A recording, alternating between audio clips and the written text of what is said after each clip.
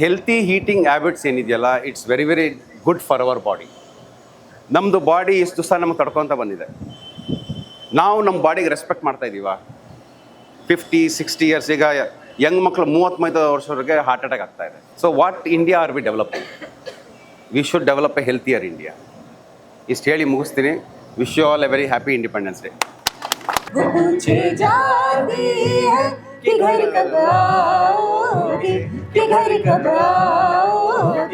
ಜೋಗದ ಸಿರಿ ಬೆಳಕಿನಲ್ಲಿ, ತುಂಗೆಯ ತೆನೆ ಬಳುಕಿನಲ್ಲಿ, ಸಹ್ಯಾದ್ರಿಯ ಲೋಹದಲ್ಲಿ. ಇದೇ ನಾಡು, ಇದೇ ಭಾಷೆ, ಹಿಂದೆಂದು ನನ್ನದಾಗಿರಲಿ.